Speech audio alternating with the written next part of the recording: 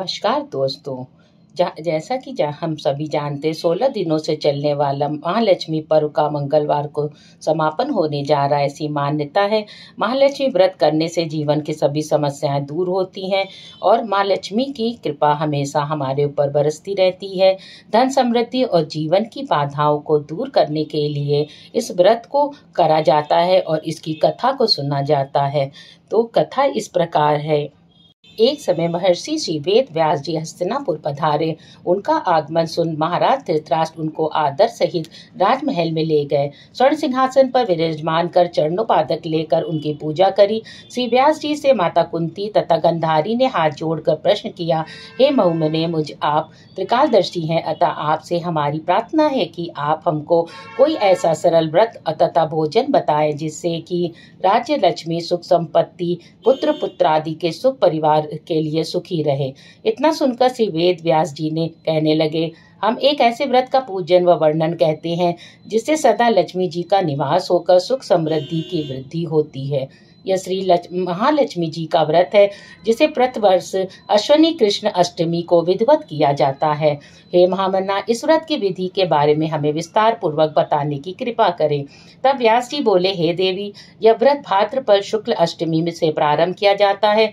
इस दिन स्नान करके 16 सूत के धागों का डोरा बनाया जाता है। इसमें 16 गांठ लगाए हल्दी से पीला करें। प्रतिदिन 16 धूप 16 गेहूं के डोरे को चढ़ाएं। अश्विनी कृष्ण अष्टमी के दिन उपवास रखकर मिट्टी के बर्तन पर श्री महालक्ष्मी जी की प्रतिमा स्थापित कर विधि पूर्वक पूजन करें। इस प्रकार श्रद्धा भक्ति सहित महालक्ष्मी जी का व्रत पूजन करने से आप लोगों को राज्य लक्ष्मी में सदा अभिवृद्धि होती रहेगी। इस प्रकार व्रत का विधान बताकर श्री वेद व्यास जी अपने आश्रम को प्रस्थान कर गए।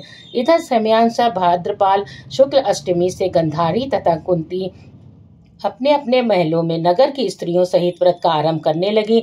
इस प्रकार 15 दिन बीत गए। 16वें दिन अश्विनी कृष्ण अष्टमी के दिन गंधारी ने नगर की सभी प्रतिष्ठित महिलाओं को पूजन करने के लिए अपने महल में बुलाया।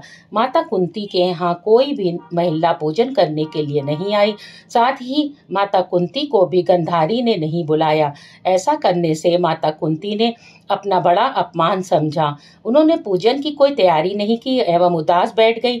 जब पांचों पांडव युधिष्ठिर, अर्जुन, भीम, नकुल, सहदेव महल में आए तो कुंती को उदास देखकर पूछा, हे माता, आप इस प्रकार उदास क्यों हैं? आपने पूजन की तैयारी क्यों नहीं की? तब माता कुंती ने कहा, हे पुत्र, आज महालक्ष्मी जी का व्रत का उत्सव गंधारी के महल में मनाया जा रहा है और उन्होंने नगर की समस्त महिलाओं को बुला लिया है और 100 पुत्रों ने मिट्टी का एक विशाल हाथी बनाया है, जिस कारण सभी महिलाएं उस बड़े हाथी का पूजन करने के लिए गंधारी के यहाँ चली गई हैं, लेकिन मेरे यहाँ नहीं आई। यह सुनकर अर्जुन ने कहा, हे माता, आप पूजन की तैयारी करें और नगर में बुलावा लगवा दें कि हमारे यहाँ स्वर्ग के ऐरावत हाथी की पूजन होगी। इधर माता कुंती ने नगर में ढिंडोरा पिटवा दिया और पूजा की विशाल तैयारी करने लगी। उधर अर्जुन ने बाण के द्वारा स्वर्ग से ऐरावत हाथी को बुला लिया। इधर सारे नगर में शोर मच गया कि कुंती के महल में स्वर्ग से इंद्र का ऐरावत हाथी पृथ्वी पर उतार कर पूजा जाएगा। समाचार को सुनकर नगर के सभी नर नारी, बालक एवं वृद्धों की भीड़ एकत्रित होने लगी। उधर गंधारी के महल में हलचल मच गई। वहां एकत्र सभी महिलाएं अपनी अपनी थालियां लेकर कुंती के महल की ओर जाने लगी और देखते ही देखते कुंती के यहाँ सारी महिलाएं एकत्रित हो गईं। माता कुंती ने ऐरावत को खड़ा करके हेतु अनेक रंगों के चौक पुरवाकर नवीन रेशमी वस्त्र बिछवा दिए। नगरवासी स्वागत की तैयारी में फूल माला, अबीर, गुलाल, केसर हाथों में लिए खड़े हो गए। जब स्वर्ग में ऐरावत हाथी के लिए पंक्तिबद्ध खड़े हो गए। जब स्वर्ग से ऐरावत हाथी पृथ्वी पर उतरने लगा तो उसके आभूषणों की ध्वनि गूंजने लगी। ऐरावत के दर्शन होते ही जय जयकार के नारे लगने लगे। सायंकाल के समय इंद्र का भेजा हुआ हाथी ऐरावत माता कुंती के भवन के चौक में उतर आया। तब सब नर नारियों ने पुष्पमाला, अबीर, गुलाल, केसर सभी सुगंधित पदार्थ चढ़ाकर उनका स्वागत किया। राजपुरोहित द्वारा ऐरावत पर महालक्ष्मी जी की मूर्ति स्थापित करके वेद मंत्रोच्चारण के द्वारा पूजन किया गया। नगरवासियों ने भी महालक्ष्मी पूजन किया। फिर अनेक प्रकार के पकवान लेकर ऐरावत को खिलाए। यमुना का जल उसे पिलाया गया। राजपुरोहित द्वारा स्वस्तिक वाचन किया करके महिलाओं द्वारा महालक्ष्मी का पूजन कराया गया। 16 गांठों वाला डोरा लक्ष्मी जी को चढ़ाकर अपने अपने हाथों में बांध लिया।